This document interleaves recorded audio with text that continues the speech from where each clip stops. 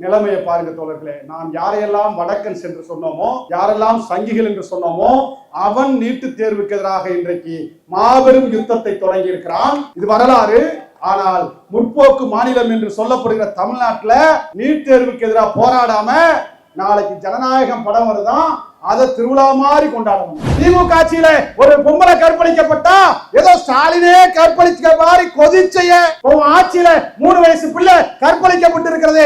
அந்த 3 வயது பிள்ளையை ஜோசப் விஜய் அவர்களே நீங்கள் தான் கற்பழித்தீர்களா என்று குற்றச்சாட்டை நாங்கள் கேட்க எவ்வளவு நேரமாகும்? ஆனா அப்படி கேட்க மாட்டோம். நாங்கள் தற்குறிகள் அல்ல, அம்பேத்கரிஸ்டுகள், பெரியாரிஸ்டுகள். அதை விட பெரிய கேவலம் இவெல்லாம் வந்து சாதியை ஒழிச்சுட்டான கோபம் வருது. கேட்கிறவன் கேன பையனா இருந்தா என்ன வேணாலும் சொல்லிட்டு இருப்பீங்களாடா?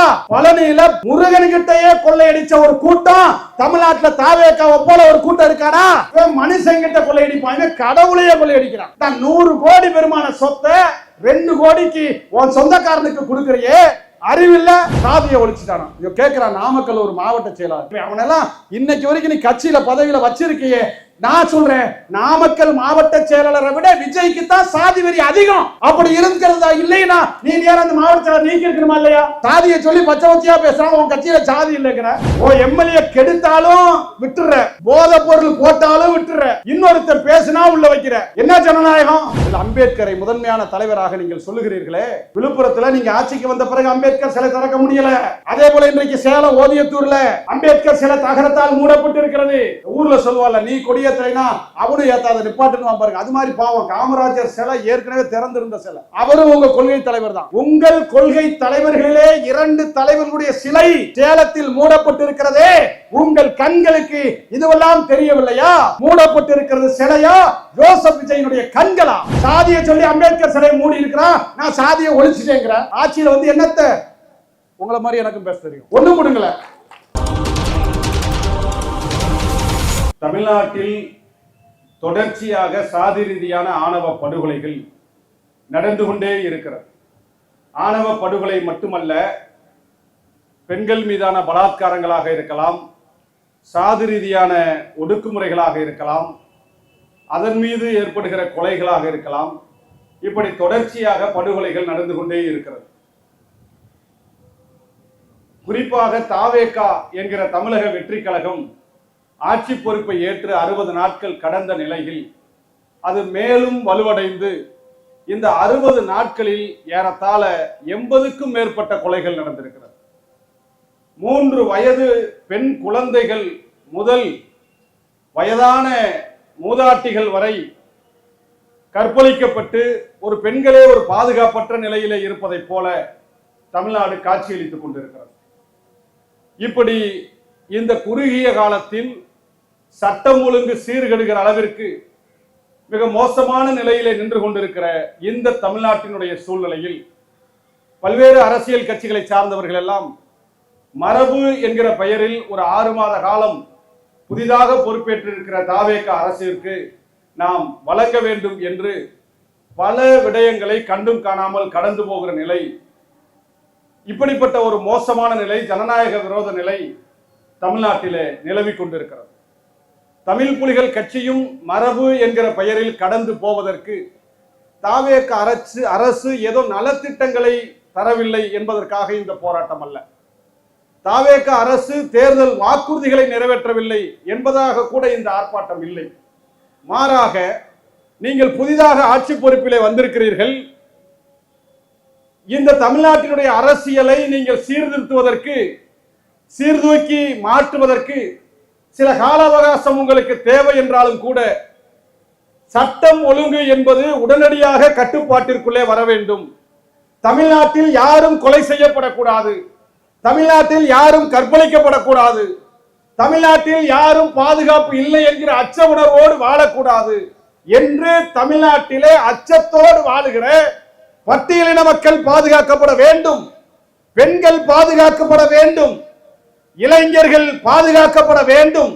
அதற்கு தமிழ்நாட்டிலே சட்டம் ஒழுங்கை நீங்கள் உடனடியாக சரி செய்ய வேண்டும் என்று இந்த ஆர்ப்பாட்டத்தினுடைய மிக முக்கிய நோக்கமாக இருக்கிறது. அதிலும் குறிப்பாக இந்த 60 நாட்களிலேயே 9க்கும் மேற்பட்ட ஆணவ படுகொலைகள் நடந்திருக்கிறது. ஆணவ படுகொலைகளை தடுப்பதற்காக ஏறத்தாழ பல ஆண்டுகளாக தமிழ் புலிகள் கட்சி உள்ளிட்ட ஜனநாயக சக்திகள் எல்லாம் பல்வேறு போராட்டங்களை நடத்தி இதற்கான ஒரு சட்டத்தை நீங்கள் கொண்டு வர வேண்டும் என்று தமிழ்நாட்டை ஆளுகிற அரசுக்கு அழுத்தம் தந்ததனுடைய விளைவாக கடந்த ஆட்சியில இருந்த திராவிட முன்னேற்ற கழக தலைமை, அந்த கட்சியினுடைய முன்னாள் முதலமைச்சர், திராவிட முன்னேற்ற கழகத்தினுடைய தலைவர் முத்துவேல் கருணாநிதி ஸ்டாலின் அவர்களால் இந்த ஆணவ படுகொலைகளை தடுத்து நிறுத்துவதற்கு ஒரு சட்டம் தேவை, அதை நிறைவேற்றுவதற்கு வழிமுறைகளை பின்பற்ற வேண்டிய கடமை இருக்கிறது. எனவே KN பாஷா என்கிற நீதியரசர் தலைமையிலே தனிநபர் ஆணையத்தை நியமனம் செய்து அந்த ஆணையம் 3 மாதங்களிலே அறிக்கை சமர்ப்பிக்க வேண்டும். அந்த அறிக்கையினுடைய பரிந்துரை அடிப்படையிலே இதற்கான சட்டத்தை தமிழ்நாட்டினுடைய சட்டமன்றத்திலே கொண்டு வரப்படும் என்று கடந்த திமுகவினுடைய தலைவர் முன்னாள் முதலமைச்சர் முத்துவேல் கருணாநிதி ஸ்டாலின் அவர்கள் இந்த ஆணையத்தை நியமித்தார். அந்த ஆணையம் 3 மாதங்களாக இந்த ஆணவ படுகொலைகள் எதற்காக நடக்கிறது, இதை தடுப்பதற்கான சட்டம் எப்படி இருக்க வேண்டும் என்பதற்கான அந்த பரிந்துரைகளை சேகரித்து வருகிறது. ஆனால் அப்படி நியமிக்கப்பட்ட ஆணையம் சரியாக 3 மாதத்தில் அந்த ஆணையம் பரிந்துரை செய்யப்பட்டிருந்தால் அல்லது இந்த ஆணையத்தை பரிந்துரை செய்த திராவிட முன்னேற்ற கழகமே மீண்டும் ஆட்சி அதிகாரத்திற்கு வந்திருந்தால் இந்த சட்டமன்றத்திலேயே இதற்கான சட்டம் நிறைவேறுவதற்கான வாய்ப்புகள் ஏராளமாக இருந்தது. ஆனால் தமிழ்நாட்டினுடைய மக்கள் மாண்புமிகு முதல்வர் ஜோசப் விஜய் அவர்கள் இருக்க வேண்டும் என்று வாக்குகளை செலுத்தி இருக்கிறார்கள். அந்த வாக்குகளின் அடிப்படையிலே இன்றைக்கு தமிழ்நாட்டினுடைய முதலமைச்சராக ஜோசப் விஜய் அவர்கள் ஆட்சி பொறுப்பை ஏற்றிருக்கிறார்கள். மக்களுடைய தீர்ப்புக்கு நாங்கள் கட்டுப்பட்டவர்கள் தான்.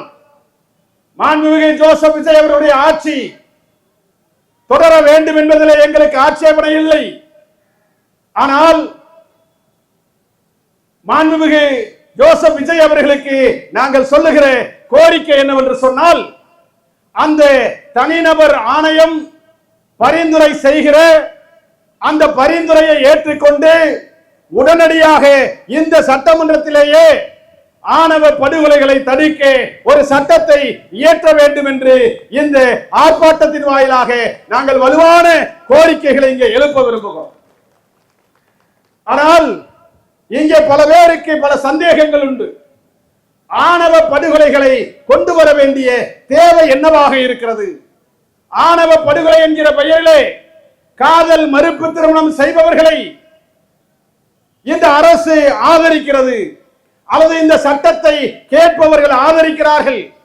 காதலின் பெயரால் இங்கே பல திருமணங்கள் நடக்கிறது.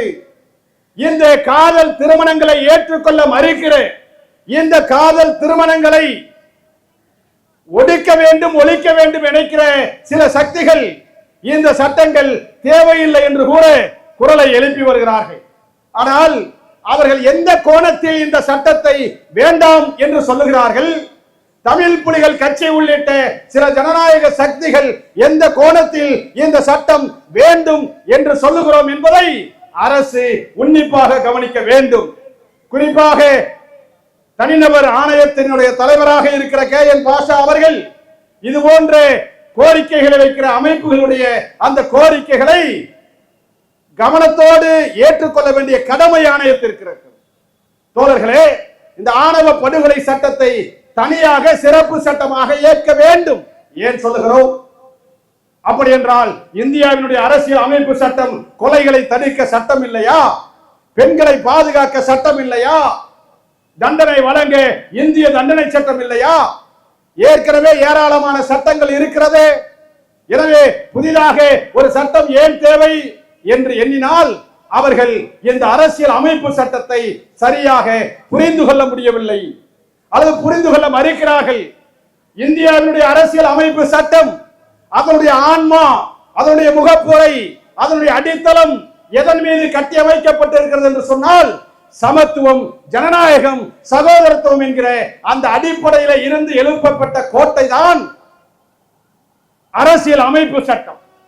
அந்த அரசியல் அமைப்பு சட்டத்தை எழுதி தந்த புரட்சியாளர் அம்பேத்கர் அவர்கள் ஜனநாயகத்தை பாதுகாப்பதற்காக உருவாக்கப்பட்ட அரசியல் அமைப்பு சட்டத்திலே எண்ணற்ற பிரிவுகளை தாரை பார்த்து தந்திருக்கிறார்கள். அந்த அடிப்படையிலே அரசியல் அமைப்பு சட்டத்தினுடைய அடிப்படை உரிமைகள் பிரிவு 14, 15, 17, 18, 19 உள்ளிட்ட 21 பிரிவு வரை இந்தியாவிலே அரசியல் அமைப்பு சட்டத்தின்பால் அடிப்படை உரிமைகளை பாதுகாப்பதற்காக அது உருவாக்கப்பட்டிருக்கிறது. பெண்கள் மீது பலாத்காரம் நடக்கப்பட்டிருக்கிறதா? மகளிர் வன்கொடுமைகள் இருக்கிறதாக சிறப்பு சட்டம் இருக்கிறது. பட்டியல் சாதி மக்களுக்கு ஒரு இன்னல் ஏற்படுகிறதா, கொலை நடக்கிறதா, அதை தடுப்பதற்காக வன்கொடுமை தடுப்பு சட்டம் இருக்கிறது. ஆக அடிப்படை உரிமைகளை பாதுகாக்க சட்டம் இருக்கிற போது, வன்கொடுமைகளை பாதுகாக்க சட்டம் இருக்கிற போது, மகளிர் உரிமைகளை பாதுகாக்க சட்டம் இருக்கிற போது, ஏன் இந்த ஆணவ படுகொலைக்கு எதிராக தனியாக சட்டம்? அதைத்தான் இங்கே நாங்கள் விளக்க விரும்புகிறோம். மேற்கண்ட நான் சொல்லுகிற இந்த குற்றங்கள் எல்லாம் பொதுவான குற்றவியல் சட்டங்களின் அடிப்படையிலே பார்க்கப்படுகிற ஒன்று. கொலை செய்வதற்கு கொலை வழக்கு இருக்கிறது, கொலை முயற்சிக்கு 307 என்கிற பிரிவு இருக்கிறது, சாதி ரீதியாக தாக்கப்பட்டால் வன்கொடுமை தடுப்பு சட்டம் இருக்கிறது. ஆனால் இந்த கொலைகள் இதர கொலைகளோடு ஒப்பிடுவது அல்ல. இதர கொலைகள் சாதியின் பெயரால் நடத்தப்படுகிறது, பெண் ஆதிக்கத்தின் பெயரால் நடத்தப்படுகிறது, எமோஷனல் திடீரென்று செய்யப்படுகிற கொலைகள் உண்டு, கற்பழிக்க வேண்டும் என்கிற நோக்கத்திலே கொலை செய்வது உண்டு, திருட வேண்டும் என்கிற நோக்கத்திலே கொலை செய்வது உண்டு. இவையெல்லாம் இந்த கொலைகளுக்கெல்லாம் நோக்கம் என்பது வேறு. அந்த நோக்கத்தை இந்தியாவினுடைய அரசியல் அமைப்பு சட்டம் அல்லது பொதுவான குற்றவியல் சட்டங்களோ எவ்வாறு அதை பார்க்கிறது என்று சொன்னால், அந்த குற்றங்களிலே இருக்கக்கூடிய நோக்கத்தை இந்த பொதுவாக இருக்கிற குற்றவியல் சட்டங்கள் அந்த நோக்கத்தை இரண்டாம் பட்சமாக பார்க்கிறது. எந்த நோக்கத்திற்காக கொலை செய்கிறார்கள் என்பதை இரண்டாம் பட்சமாக பார்க்கப்பட்டு கொலையை முதன்மைப்படுத்தி மேற்கண்ட நான் சொல்லுகிற சட்டங்கள் எல்லாம் வழக்கை பதிவு செய்கிறது. ஆனால் ஆணவ படுகொலை என்பது அதற்காக நடத்தப்படுவதல்ல, திருட வேண்டும் என்கிற நோக்கத்திற்காக அல்ல, கற்பழிக்க வேண்டும் என்கிற நோக்கத்திற்காக அல்ல, ஏன் சாதி என்கிற காரணத்திற்காக மட்டுமல்ல, அதையும் தாண்டி கௌரவம் என்கிற பெயரிலே நடக்கிறது. என் சாதி எவ்வளவு பெரிய சாதி, இந்த கீழ் சாதிக்காரன் என் மகளை திருமணம் முடிப்பதா என்கிற சாதி ஆணவத்தால் நடத்தப்படுகிற கொலை உண்டு. அதை தாண்டி ஒரே சாதியிலே கொலை. நாம் எல்லாம் பட்டியல் சாதி என்று 76 சாதிகளை சொல்கிறோம் அல்லவா? அதை போல பிற்படுத்தப்பட்ட சாதியிலேயே மேல் சாதி கீழ் சாதி என்கிற உளவியலோடு பிசியிலேயே நான் பெரிய சாதி, ஆண்ட சாதி, எனக்கு கீழே இருக்கிற இந்த சாதி அவன் பிசியாகவே இருந்தாலும் அவன் எனக்கு கீழ் சாதிக்காரன், அவனுடைய மகன் எப்படி என் மகளை திருமணம் செய்யலாம் என்று சொல்லி பிசி சமுதாயத்திலேயே காதல் திருமணங்கள் நடைபெற்றால் அங்கேயும் கொலை நடக்கிறது. சரி, பிசி சமூகத்திலே தானே நடக்கிறது, எஸ்சி சமூகத்திலே இல்லையா, பட்டியல் சாதியிலே இல்லையா என்று சொன்னால், பட்டியல் சாதிக்குள்ளேயும் இருக்கக்கூடிய ஒரு சாதி இன்னொரு சாதியோடு ஒப்பிட முடியாமல் கொலைகள் நடக்கிறது. பட்டியல் சாதியிலேயே நான் ஆண்ட சாதி, பெரிய சாதி, உயர்ந்த சாதி, என் சாதி பெண்ணை எப்படி கல்யாணம் முடிக்கலாம் சொல்லி கொலை நடக்கிறது. அண்மையிலே விருதுநகர் மாவட்டம் அருப்புக்கோட்டையிலே அழகேந்திரன் என்கிற சக்கிலியர் சமுதாயத்தில் பிறந்த இளைஞன் தேவேந்திர குல வேளாளர் சமுதாயத்திலே ஒரு பெண்ணை காதலித்ததற்காக தலை வெட்டப்பட்டு துண்டாக்கப்பட்டு கொலை செய்யப்பட்டானே, அது எஸ்சிக்குள்ளேயே கொலை நடந்தது. அதே போல எத்தனையோ கொலைகள் பிசிக்குள்ளேயே. சொந்த மகளை தகப்பன் கொலை செய்கிறான், மகள் கொலை செய்யப்படுகிறாள், அதிலும் வழக்கு பதிவு செய்யப்படுகிறது. இந்த 2 கொலை வழக்குகளிலுமே, குறிப்பாக அழகேந்திரன் கொலை வழக்கிலே கொலை செய்தது தேவேந்திர குல வேளாளர் சமுதாயத்தை சார்ந்தவர், வெட்டப்பட்டு செத்து கிடப்பது சக்கிலியர் சமுதாயத்தை சார்ந்தவர். இந்த வழக்கில் SC/ST ஆக்ட் பாயாது. சாதாரணமான 302 என்கிற ஐபிசி பிரிவு மட்டும்தான் இந்த கொலையிலே வழக்கு பதிவு செய்ய முடியும். அதே போல சொந்த மகளை ஒரு தகப்பன் கொலை செய்கிறானே, அந்த கொலை வழக்கிலே SC/ST ஆக்ட் பாயாது. ஏனென்றால் அவர்கள் 2 பேரும் பிசி சமுதாயத்தை சார்ந்தவர்கள். பிசி சமுதாயத்திற்குள்ளே கொலை நடந்தாலும் வழக்கு பதிவு செய்ய முடியாது. எஸ்சி சமூகத்திலே கொலை செய்தாலும் வழக்கு பதிவு செய்ய முடியாது. ஒருவேளை பிசியும் எஸ்சியும் காதலித்து திருமணம் செய்தால் அவர்கள் மீது வெறுமனையாக வன்கொடுமை தடுப்பு சட்டத்தின் அடிப்படையிலே தான் கொலை வழக்கு பதிவு செய்யப்பட முடியுமே தவிர இந்த கௌரவம் என்கிற ஆணவம் என்கிற அந்த திமிர்த்தனத்திற்கு தனியாக ஒரு பிரிவு கிடையாது. அதை தடுப்பதற்கு தனியாக ஒரு சட்டம் கிடையாது. எனவேதான் ஆணவத்தின் பெயரால் கௌரவத்தின் பெயரால் எந்த சமுதாயத்தில் கொலை நடந்தாலும் அந்த சமுதாயத்தின் மீது நடவடிக்கை எடுக்க வேண்டும். என்ன நினைக்கிறான்னா, ஆணவ கொலையை கேட்கிறவன் யாரு? தமிழ் புலிகள். அவன் யாரு? எஸ்சி மக்களுக்கான கட்சி. அதனால எஸ்சி மக்களை பாதுகாக்கத்தான் இந்த சட்டம் கேட்கிறான்னு நினைக்கிறான்.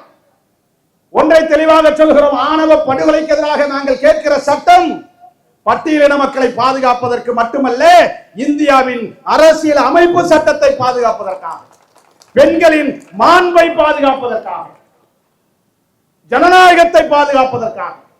ஜனநாயகம் என்ன சொல்லுகிறது? சட்டம் என்ன சொல்லுகிறது? யாரும் யார் மீதும் வன்முறையை ஏவக்கூடாது, அடக்குமுறையை ஏவக்கூடாது.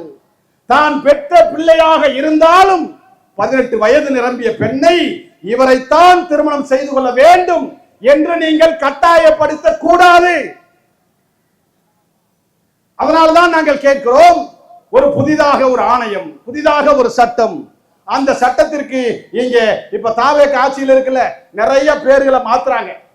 முதலமைச்சர் கொண்டு வந்த திட்டத்துக்கெல்லாம் பேர் மாத்துறாங்க. தமிழ் புலிகள் ஆணவ சட்டம் கேட்கிறோம், அதுல உங்களுக்கு உடன்பாடு இல்லைன்னா கூட பேரை மாத்திக்கங்க. திருமணம் மற்றும் இணைந்து வாழ்வதற்கான சுதந்திரத்தை தடுக்கக்கூடிய வகையிலே இந்த சட்டம் இருக்கு. சுதந்திரத்தை தடுப்பதற்கு எதிரான நடவடிக்கை எடுக்க இந்த சட்டம் தேவை. அதாவது திருமண உரிமை சட்டம் அப்படி கூட சொல்லலாம். ஒரு ஆணோ பெண்ணோ 18 வயது நிரம்பிய ஒருவர் தான் விரும்பிய ஒருவரை திருமணத்திற்கு தேர்வு செய்து கொள்கிற உரிமை அவர்களுக்கு இருக்கிறது. அதில் சாதியின் பெயரால் தலையிட முடியாது. நான் பெற்றவன் தானே என்று தலையிட முடியாது.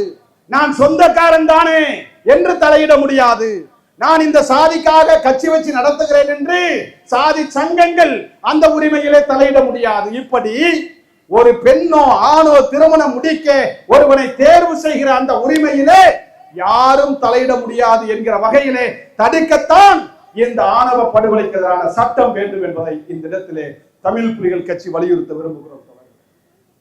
யோசித்து பாருங்கள், இந்த சட்டத்திலே எண்ணற்ற குறைகள் தேவைப்படுகிறது, மாற்றங்கள் தேவைப்படுகிறது. அதனால்தான் இந்தியாவிலே அரசியல் அமைப்பு சட்டங்கள் அவ்வப்போது திருத்தப்படுகிறது. தோழர்களே, உங்களுக்கு ஒன்று தெரியுமா? இந்த ஆணையத்தை, இப்படி ஒரு சட்டத்தை கொண்டு வர வேண்டும் என்று 2012 தேசிய சட்ட ஆணையம் ஒரு பரிந்துரையை மட்டுமல்ல, ஒரு வரைவு அறிக்கையே தாக்கல் செய்திருக்கிறார்கள். 2012 தேசிய சட்ட ஆணையம் ஒரு முன் வடிவை தந்திருக்கிறது. பெண்கள் ஆணையம் அதை வரவேற்றிருக்கிறது. மனித உரிமை ஆர்வலர்கள் அதை வரவேற்றிருக்கிறார்கள். இப்படி ஜனநாயகத்தை விரும்புகிற எல்லோரும் வரவேற்கப்பட்ட அந்த சட்ட வடிவம் இன்னும் இந்தியாவிலே நடைமுறைப்படுத்தவில்லை. மாறாக இந்த சாதி ஆணவ கொலைகள் நடப்பதை தடுப்பதற்கான நடவடிக்கைகளும் எடுக்கப்படவில்லை. அதற்கு என்ன காரணம்? அதற்கான ஒரு சட்டம் இல்லைங்கிறது தான். இந்த கொலைகள் நடக்கிற போதெல்லாம் நாம் நீதிமன்றத்தை நாடுகிறோம். அப்படி எத்தனையோ வழக்குகள் நீதிமன்றத்திலே தண்டனை பெற்று மேல்முறையீடு என்கிற பெயரில் உச்ச நீதிமன்றம் போயிருக்கிறது. அப்படி உச்ச நீதிமன்றத்திலே பல வழக்குகள் நிலுவையில் இருக்கிறது அல்லவா?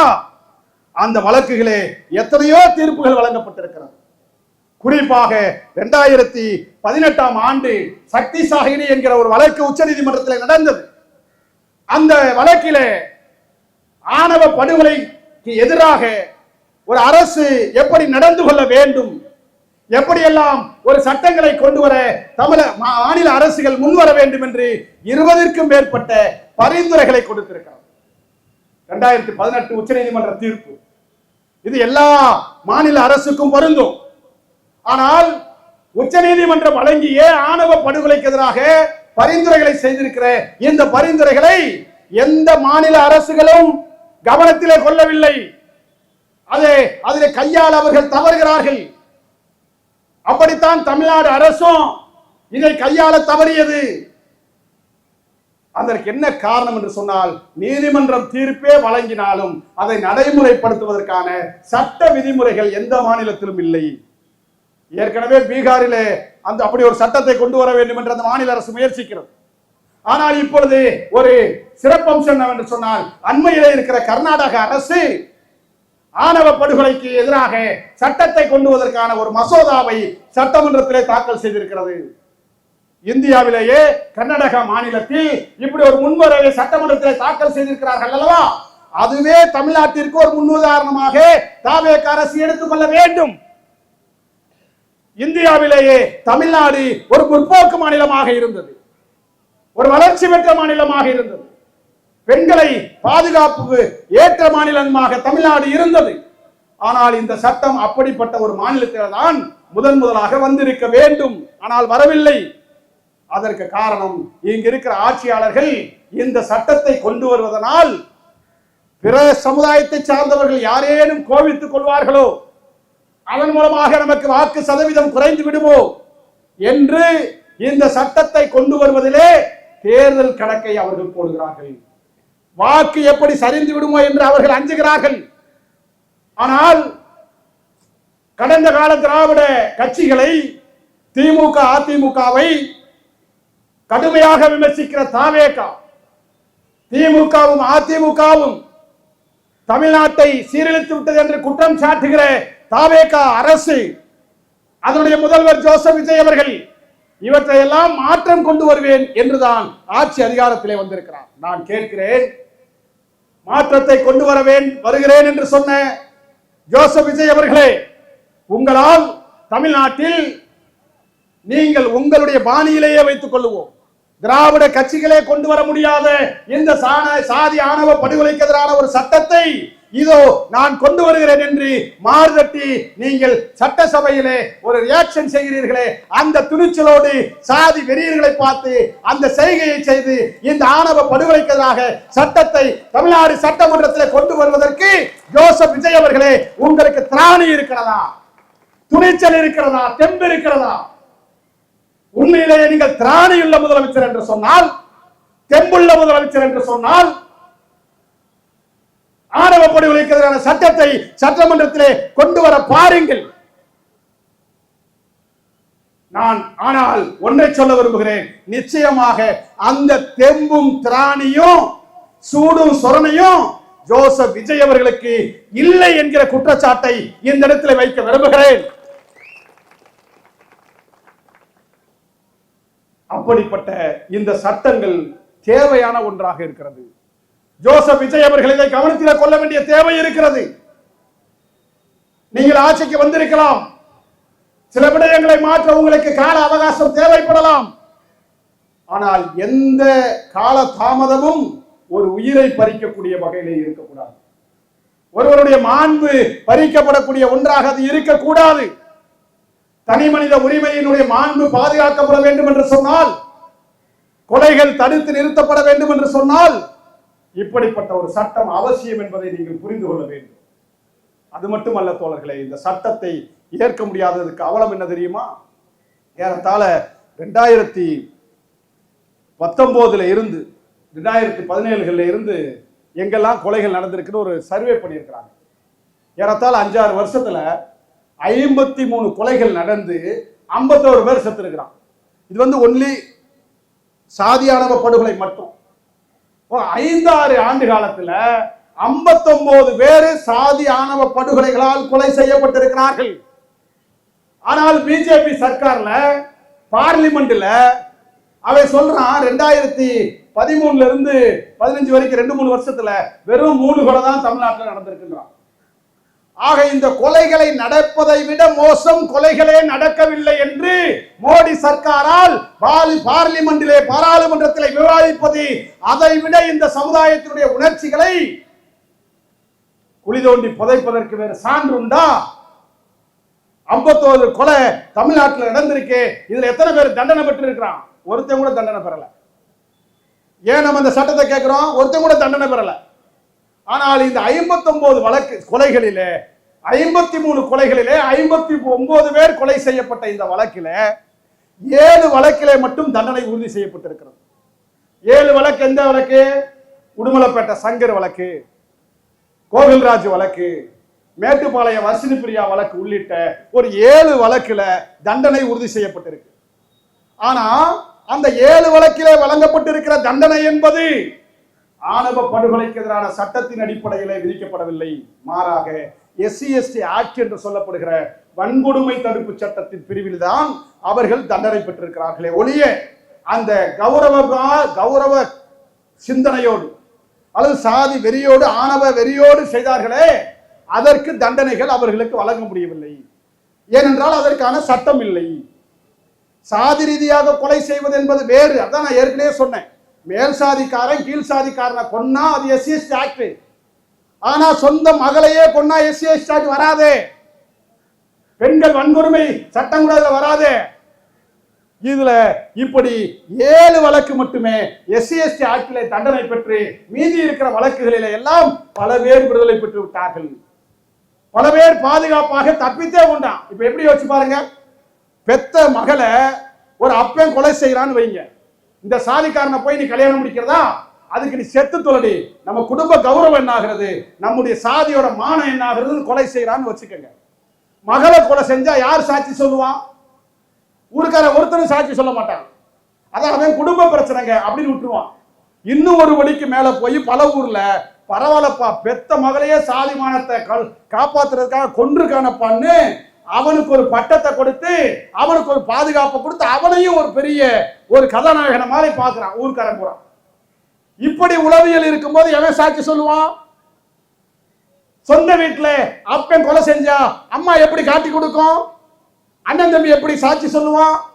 ஆக இது மாதிரி குடும்பத்திற்குள்ளே நடக்கிற கொலைகள் அல்லது குடும்பத்தின் துணையோடு உதவியோடு நடக்கிற சாதி சங்கங்கள் செய்கிற கொலைகள் அல்லது குடும்பத்தின் துணையோடு உறவினர்கள் துணையோடு கட்ட பஞ்சாயத்து செய்கிற ஊர் தலைவர்கள் செய்கிற கொலைகள் இவையெல்லாம் சாட்சியங்கள் இல்லாமல் காணாமல் போய்விடுகிறது. இப்படி கொலை செய்யப்படுபவர்கள் எல்லாம் தண்டனையில இருந்து தப்பித்து விடுகிறார்கள். இப்படி அது குடும்ப கௌரவம் என்கிற பெயரிலோ சாதி ஆணவம் என்கிற பெயரிலோ ஒரு பெண்ணாகப்பட்டவள் தான் சொன்னவனைத்தான் திருமணம் செய்து கொள்ள வேண்டும். தன்னுடைய யாருடைய பெற்றோருடைய விருப்பத்திற்கு மேல அப்பே நான் சொல்றேன் இவனைத்தான் கட்டிக்கணும், அம்மா உன்னைய பெத்த அம்மா நான் சொல்றேன் 10 மாசம் செமந்தவ நான் சொல்றேன் இவனைத்தான் கல்யாணம் செய்யணும் என்று பெற்றோர்களோ உறவினர்களோ ஜாதி சங்கத்தை சார்ந்தவர்களோ ஒருவரை இப்படித்தான் திருமணம் செய்து கொள்ள வேண்டும், இவரைத்தான் திருமணம் செய்ய வேண்டும் என்று கட்டாயப்படுத்துவது எந்த அடிப்படையில இருந்து வருகிறது என்று சொன்னால் அதுதான் புரட்சியாளர் அம்பேத்கர் சொல்லுவார், இந்த நாட்டை சட்டம் ஆளுவதை விட சனாதனம் ஆளுகிறது. சட்டம் வேண்டும் என்றால் இது தவறு என்று சொல்லலாம். ஆனால் சனாதனம் என்ன சொல்லுகிறது? பார்ப்பனியம் என்ன சொல்லுகிறது? அதை சரி என்று சொல்லுகிறது. பெண்களா அவள் அடுப்பு ஊதுவதற்குத்தானே படைக்கப்பட்டவள், ஆண்களின் விருந்துக்குத்தானே அவள் படைக்கப்பட்டவள். சுயமாக சிந்திக்கிற உரிமை அவளுக்கு கிடையாது. பெற்றோர்கள் யாரை சொல்லுகிறார்களோ அவரைத்தானே கல்யாணம் செய்து கொள்ள வேண்டும் என்பது ஒரு பெண்ணினுடைய கடமை. இந்த கடமையை மீறுபவளை எந்த வகையிலும் தண்டிக்கலாம் என்று யார் சொல்லுகிறார்? பார்ப்பனியம் சொல்லுகிறது, சனாதானம் சொல்லுகிறது. ஏன் சனாதானம் ஒரு பெண்ணை சுயமாக சிந்திக்கிற உரிமையை தடுக்கிறது என்று சொன்னால், ஒரு பெண் சுயமாக சிந்திக்க தொடங்கிவிட்டால், ஒரு பெண் கல்வி அறிவை பெற்றுவிட்டால், ஒரு பெண் அரசு பணிக்கு சென்று விட்டால், ஒரு பெண் அரசியல் அமைப்பு சட்டத்தை தெரிந்து விட்டால், ஒரு பெண் சுதந்திரம் சமத்துவம் ஜனநாயகம் என்று ஆழ்ந்து முற்போக்காக சிந்திக்க தொடங்கிவிட்டால் அவள் சாதி ரீதியாக இருக்கக்கூடிய அந்த வலையிலே இருந்து விடுபடுவாள். சனாதனம் என்ன சொல்லுது? இந்துக்கள் ஒவ்வொருவரும் ஒரு எலி கூண்டுல சிக்கி கொண்டவங்க, அவங்க ஒரு கூண்டுல இருந்து இன்னொரு கூண்டுக்கு போக கூடாதுன்னு சொல்லுவாங்கல்ல, அது மாதிரி ஒவ்வொரு பெண்ணும் குடும்ப வலைக்குள் உறவு வலைக்குள் சாதி வலைக்குள் இருக்கப்பட வேண்டியவள். இவள் இப்படியெல்லாம் சிந்திக்க தொடங்கிவிட்டால் இந்த சாதிய கட்டமைப்பை உடைத்து விடுவாள்.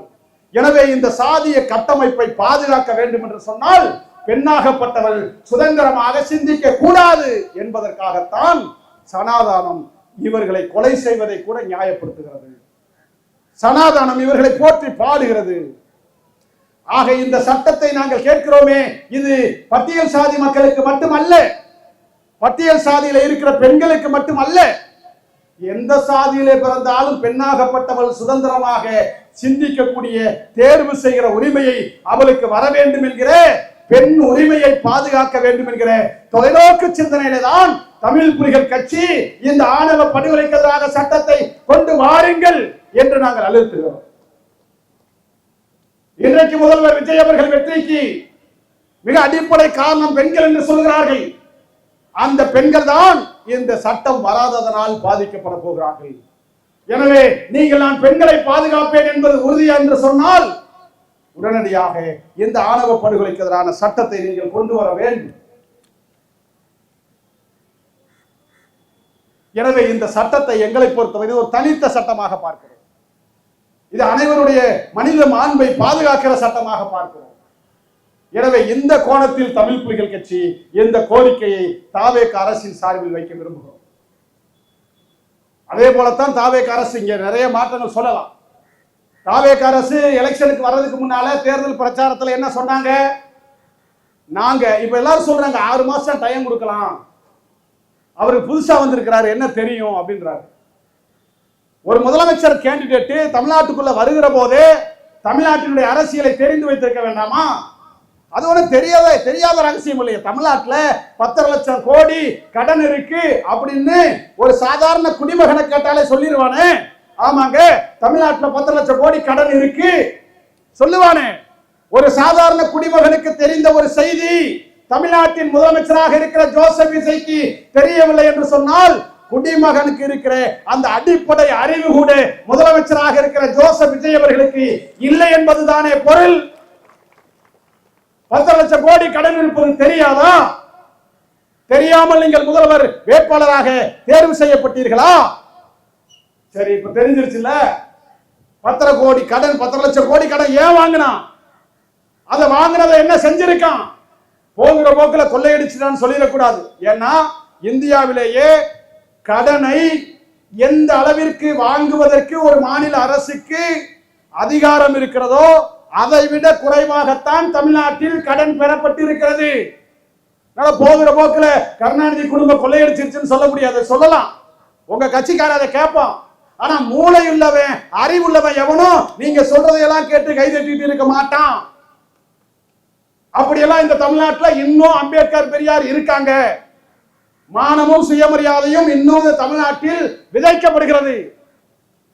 எனவே ஜோசப் விஜய் அவர்களே, தேர்தலுக்கு முன்பாக நீங்கள் சொன்ன செய்தி நான் ஆட்சிக்கு வந்தால் 6 மாதம் சொல்லல, அடுத்த நிமிடமே தமிழ்நாடு முழுவதும் பெண்கள் இலவச பயணத்தில் மேற்கொள்ளலாம் என்று சொன்னார். அடுத்த நிமிடமே 2500 ரூபாய் ஒவ்வொரு குடும்ப அட்டைதாரர்களுக்கும் பகிர்ந்தளிக்கப்படும் என்று சொன்னார். அடுத்த நிமிடம் என்று தோன்றி 60 நாட்களுக்கு மேலாகிவிட்டது. 2500 குடும்ப அட்டைக்கு வந்ததா? இலவச பேருந்து பயணம் பெண்களுக்கு தரப்பட்டதா? விவசாயிகளுடைய கடன் தள்ளுபடி செய்யப்பட்டதா? திமுக ஆட்சியில பெண்களை சீரழிக்கிறாங்க, கொலை நடக்குது, கொள்ளை நடக்குது. நான் ஆட்சிக்கு வந்து அடுத்த நிமிஷம் தமிழ்நாட்டில் ஒரு கொலை நடக்காது, ஒரு பொம்பளையை கற்பழிக்க முடியாதுன்னு நெஞ்ச நிமித்தி சொன்ன ஜோசப் விஜய் அவர்களே, உங்கள் 60 நாட்களான ஆட்சியில் 3 வயசு பிள்ளைய கற்பழிச்சாயா? 80 வயசு கிழவியை விடலையா? திமுக ஆட்சியில ஒரு பொம்பளை கற்பழிக்கப்பட்டா ஏதோ ஸ்டாலினே கற்பழிக்க மாதிரி கொதிச்சைய ஆட்சியில 3 வயசு பிள்ளை கற்பழிக்கப்பட்டிருக்கிறது. அந்த 3 வயது பிள்ளையை ஜோசப் விஜய் அவர்களே நீங்கள் தான் கற்பழித்தீர்களா என்று குற்றச்சாட்டை நாங்கள் கேட்க எவ்வளவு நேரமாகும்? ஆனா அப்படி கேட்க மாட்டோம். நாங்கள் தற்குறிகள் அல்ல, அம்பேத்கரிஸ்டுகள், பெரியாரிஸ்டுகள். தெரியும், கொலை நடக்கிறது, கொள்ளை நடக்கிறது, கற்பழிக்கப்படுவதெல்லாம் நடக்கும். அது முழுமையாக அரசு பொறுப்பு ஏற்க முடியாதுன்னு நீங்க சொன்னீங்கல்ல. இப்ப எலெக்ஷன் ஜெயிச்சதுக்கு அப்புறம் சொன்னீங்கல்ல, கொலைகளை தடுக்கப்படணும்னா, கற்பழிப்புகள் தடுக்கப்படணும்னா அது அரசு மட்டும் செய்ய முடியாது, சமூக ஒழுங்கோடு தொடர்புடையது. இப்ப தெரியுதா? அதான் திமுக ஆட்சிக்கு வந்தா திமுக பொறுப்பு, நீங்க ஆட்சிக்கு வந்தா சமூக ஒழுக்க காரணமா? என்ன சொல்ல வரீங்க? சமூகத்துல ஒழுக்கம் இல்லைன்றீங்களா? இதெல்லாம் மக்கள் பார்த்து கொண்டிருக்கிறார்கள். உங்கள் ஆட்சியிலே சமூக ஒழுக்கம் இல்லை, கற்பழிப்புகள் தடுக்கப்படவில்லை, கொலைகள் தடுக்கப்படவில்லை, விவசாயிகள் பாதுகாக்கப்படவில்லை, பெண்கள் சீரழிக்கப்படுகிறார்கள். எல்லாவற்றையும் மேலாக எங்களுடைய கொள்கை தலைவர் என்று ஒரு 5 தலைவர்களை வைத்தீர்களே, அதில் அம்பேத்கரை முதன்மையான தலைவராக நீங்கள் சொல்லுகிறீர்களே, அந்த அம்பேத்கர் சிலை ஏற்கனவே விழுப்புரத்தில் திறக்கப்படுகிற போது தடுக்கப்பட்டு அந்த சிலை இழுத்து மூடப்பட்டது. விழுப்புரத்தில் நீங்க ஆட்சிக்கு வந்த பிறகு அம்பேத்கர் சிலை திறக்க முடியல. அதே போல இன்றைக்கு சேலம் ஓதியத்தூர்ல அம்பேத்கர் சிலை தகரத்தால் மூடப்பட்டு இருக்கிறது. ஊர்ல சொல்லுவாள், நீ கொடியேத்தலைனா அவனும் ஏத்தாத நிப்பாட்டுன்னு பாருங்க. அது மாதிரி பாவம் காமராஜர் சிலை ஏற்கனவே திறந்திருந்த சிலை, அவரும் உங்க கொள்கை தலைவர் தான். அம்பேத்கர் சிலையை மூடுன்னு சொல்லி காமராஜர் சிலையும் மூடிட்டீங்க. 2 பேருமே உங்க கொள்கை தலைவர். அப்போ விஜய் அவர்களே, உங்கள் கொள்கை தலைவர்களிலே 2 தலைவர்களுடைய சிலை சேலத்தில் மூடப்பட்டிருக்கிறதே, உங்கள் கண்களுக்கு இதுவெல்லாம் தெரியவில்லையா? மூடப்பட்டிருக்கிறது சிலையா, ஜோசப் விஜயனுடைய கண்களா? உங்கள் கண்களை திறந்து வாருங்கள். எங்கள் அம்பேத்கர் தகரத்தால் மூடப்பட்டிருக்கிறார். உங்கள் கண்களை திறந்து வாருங்கள். எங்கள் கந்தர் வீரர் காமராஜருடைய சிலை மூடப்பட்டிருக்கிறது. உங்கள் கண்களை திறந்து வாருங்கள். எங்கள் பெரியார் நினைவு வலை மதுரையில இடிக்கப்பட்டிருக்கிறது. ஏடா பெரியார் அம்பேத்கரை சொல்லி ஆட்சிக்கு வந்துட்டு ஒவ்வொன்னா பெரியார் அம்பேத்கரை காலி பண்ணிட்டே இருக்கிறீங்க. அதை விட பெரிய கேவலம் இவெல்லாம் சாதியை ஒழிச்சுட்டாங்க. கோபம் வருது. சாதியை ஒழிச்சுட்டாங்களா, லஞ்சத்தை ஒழிச்சுட்டாங்களா, பணத்தை ஒழிச்சுட்டாங்களா? கேட்கிறவன் கேன பையனா இருந்தா என்ன வேணாலும் சொல்லிட்டு இருப்பீங்களாடா? லஞ்சத்தை ஒழிச்சுட்டீங்களாடா? பழனியில முருகன்கிட்டயே கொள்ளையடிச்ச ஒரு கூட்டம் தமிழ்நாட்டில் தாவேக்காவை போல ஒரு கூட்டம் இருக்காடா? மனுஷங்கிட்ட கொள்ளையடிப்பாங்க, கடவுளையே கொள்ளையடிக்கிறான். 100 கோடி பெருமான சொத்தை 2 கோடிக்கு உன் சொந்தக்காரனுக்கு கொடுக்கறியே, அறிவில்ல? சொல்றான் 100 கோடி சொத்து தாங்க, ஆனா அதுல போதிய வருவாய் இல்லைங்க. 2 கோடியே இதுக்கு அதிகம் தாங்க. ஆமா, 1 கோடி கொடுத்துருக்கணும் நீ, அதனால அதை ஓசி எழுதி கொடுத்துருப்ப. பாடுறா, கோயில் நிலத்தை கொள்ளையடிக்கிறான். அவன் சொல்றான் திமுக கொள்ளைக்கார கட்சின்னு. திமுக ஆட்சியில தாண்டா 5000 ஏக்கர் நிலத்தை, கோயில் நிலத்தை அரசு மயமாக்கியது திமுக. அதே கோயில் நிலத்தை மக்களிடம் மக்களுக்கு கொடுத்தா கூட பரவாயில்ல, பணக்காரர்களுக்கு பங்கு போட்டு கொடுக்கிற அரசு தாவேக அரசு. என்ன நீ லஞ்சத்தை ஒழிச்சுட்ட? என்ன கொள்ளையடிக்கிறத தடுத்துட்ட? சாதியை ஒழிச்சுட்டானா? கேட்கிறான் நாமக்கல் ஒரு மாவட்ட செயலாளர், எல்லாம் சமூக வலைதளத்துல கேட்டிருப்பேன். அவனெல்லாம் இன்னைக்கு வரைக்கும் நீ கட்சியில பதவியில வச்சிருக்கியே. நான் சொல்றேன், நாமக்கல் மாவட்ட செயலாளரை விட விஜய்க்கு தான் சாதி வெறி அதிகம். அப்படி இருக்கிறதா இல்லைன்னா நீ நேரம் அந்த மாவட்ட செயலர் நீக்கி இருக்கணுமா இல்லையா? இப்படி பேசலாமா? சாதியை சொல்லி பச்சை பச்சையா பேசுறான். உன் கட்சியில சாதி இல்லைங்கிற, சாதியை சொல்லி அம்பேத்கர் சிலை மூடி இருக்கிறான். நான் சாதியை ஒழிச்சுட்டேங்கிற, லஞ்சத்தை ஒழிச்சுட்டேங்கிற. என்னத்தை ஆட்சியில என்னத்தை உங்களை மாதிரி எனக்கும் பேச தெரியும். ஒண்ணும் முடுங்கல. இதுக்கு அது சொன்ன ஒரு படத்துல பருத்தி மூட்டை குடோன்லயே இருந்திருக்கலாம். இதுக்கு திமுகவே ஆண்டிருக்கலாம். சரி, இவன் வந்தா எதையாவது மாத்துவான்னு பார்த்தா இருக்கிறத பூரா அந்த பருத்தி முடியத்துக்கு அங்கங்க வச்சுட்டு பழையபடி கடைசியில குடோன்ல வைப்பான் பாருங்க. அது மாதிரி பேரை பூரா மாத்தி ஸ்டாலின் என்ன செஞ்சாரோ அதையே செஞ்சுட்டு இருக்காரு. அப்ப இப்படிப்பட்ட கேடுகட்ட ஆட்சி தாவேக ஆட்சியாக தமிழ்நாட்டில் இருக்கிறது. இளைஞர்கள் சிந்திக்க வேண்டும். இப்படி ஆக்கப்பூர்வமான நடவடிக்கைகளில் ஈடுபட வேண்டிய தாவேகா திமுகவை பழி வாங்குற இடத்துல இறங்கிட்டான். கேட்டா விளாத்திகுளம் எம்எல்ஏ மிரட்டிட்டாரு. ஆமா, மிரட்டணும்னு பயந்துட்டாங்கல்ல. சரி, மிரட்டினாரு, வழக்கு போட்ட, சிறையில வச்ச. சரி, ஏன்னா உன் கட்சிக்காரன் அதே தூத்துக்குடியில சரவணன் ஒரு எம்எல்ஏ ஒரு பொம்பளை பிள்ளைய கூட்டு போய் 4 நாளா ரூம்ல வச்சு உன்கிட்ட விஜய காட்டுறேன், உனக்கு பொறுப்பு வாங்கி தர சொல்லி கற்பழிச்சு, அதுக்கெல்லாம் காரணம் சரவணன், அதுக்கெல்லாம் தெரியும்னு உன் கட்சிக்கார பெண்மணி தானே எம்எல்ஏ சரவணன் மீது புகார் கொடுத்தது. நடவடிக்கை எடுத்தையா? உன் அமைச்சர் வெளிப்படையா அது என்ன கஞ்சாவை கசக்கிறானே, போதைப் பொருள் பயன்படுத்துகிறாரே, அவரை நீக்கலையா? ஜெயில அடைச்சையா? எம்எல்ஏ கெடுத்தாலும் விட்டுற, போதை பொருள் போட்டாலும் விட்டுற, இன்னொருத்தர் பேசினா உள்ள வைக்கிற. என்ன ஜனநாயகம்? என்ன பத்திரிகை சுதந்திரம்? ஊடகவியலாளர் விஜயன் ஒருத்தர், சமுதாயத்தில் ஒரு விஜயனுங்கிற ஒரு தவிர்க்க முடியாத பத்திரிகையாளர், ஊடகவியலாளர், அவர் இன்னைக்கு கைது செய்யப்பட்டிருக்கிறார். என்ன காரணம்? ஆட்சி அதிகாரம் இருந்தா ஊடகவியலாளரை கைது செய்வியா? பேசுறவனெல்லாம் ரிமாண்ட் பண்ணுவியா? இவையெல்லாம் சர்வாதிகாரத்தினுடைய தொடக்கமாக இருக்கிறது. இதை ஊடகவியலாளர் நண்பர்கள் இதை வெளிச்சத்திற்கு கொண்டு வர வேண்டும். ஜனநாயக சக்திகள் போராட வரணும். ஆனா இன்னைக்கு என்ன பெரிய அவலம்னா, யாரெல்லாம் ஜனநாயக சக்திகளோ அவர்களும் மௌனமாக இருப்பது ஜனநாயக விரோதமானது. என்னங்க இது? எவ்வளவு நாட்டில் எவ்வளவு கேவலம் நடக்குது, மோசம் நடக்குது. அம்பேத்கர் சிலை திறக்க முடியவில்லை, எந்த ஜனநாயக சக்தியும் வீதிக்கு வரல. பழனி கோயில் கொள்ளை யாரும் கண்டிக்கல. அமைச்சர் மது போதையிலே வெளிப்படையாக நடமாடுகிறார், கண்டிக்க நாதி இல்ல. தமிழ் தாய் வாழ்த்து குழி தோண்டி புதைப்பதற்கான வேலைகளை தாவேக செய்ய தொடங்கிவிட்டது, தடுக்க நாதி இல்லை. அரசாங்க பள்ளிக்கூடங்கள் இழுத்து மூடப்படுகிறது, கேட்க நாதி இல்லை. சிபிஎஸ்இ என்கிற பள்ளிக்கூடங்கள், மும்மொழி கொள்கை திட்டங்களை நடைமுறைப்படுத்துகிற பள்ளிக்கூடங்கள் சந்தை பொருளாக திறக்க விடப்படுகிறது, கேட்க நாதி இல்லை. எல்லாவற்றிற்கு மேலாக ஜனநாயக சக்திகள் டெல்லியிலே போராடி கொண்டிருக்கிறார்கள். நீட்டு தேர்வினால் மாணவர்களுடைய மருத்துவ கனவு பாதிக்கப்பட்டு விட்டது, சிறைபிடிக்கப்பட்டு விட்டது என்று இந்தியாவிலே தமிழ்நாட்டில் முத நீட்டை நாங்க ஏற்க மாட்டோம்னு சொன்ன ஒரே கட்சி திராவிட முன்னேற்ற கழகம் தான்.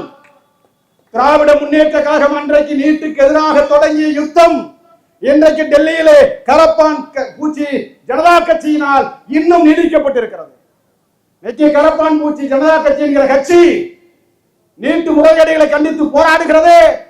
அந்த போராட்டம் திமுக போல, தமிழ் புலிகள் போல, எங்களை போன்ற ஜனநாயக சக்திகள் தொடங்கிய போர் நடக்குது இல்ல.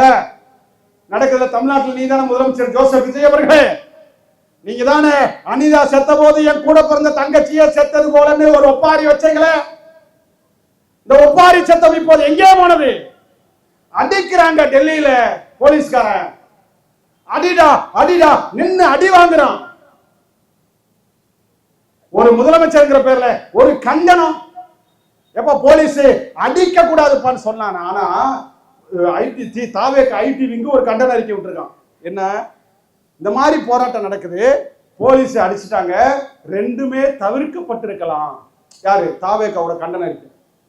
ஒண்ணு அடிச்சா தப்புன்னு சொல்லு, இல்ல போராடின மாணவன் தப்பா போறான்னு சொல்லு, ரெண்டு சொல்லு. அது என்ன? ரெண்டு பேரும் தவிர்த்துருக்கலாம்டா. இதான் இந்த நடுநிலைங்கிற பேர்ல இந்த பிஜேபி கார மாதிரி பேசுறது. இது பாருங்க, கொஞ்ச நாள்ல இந்த போராட்டத்தில் வன்முறையாளர்களுக்கு உள்ள புகுந்துட்டான்னு சொல்லி போராட்டத்தை கொச்சைப்படுத்துவான், போராட்டத்தை திசை திருப்புவான். ஆனா இன்னைக்கு விஜய் கள்ள மௌனம் சாதிக்கிறான். நீட் தேர்வுக்கு எதிராக பொங்கிய விஜய் இன்றைக்கு மௌனம் சாதிக்கிறார். எதற்காக?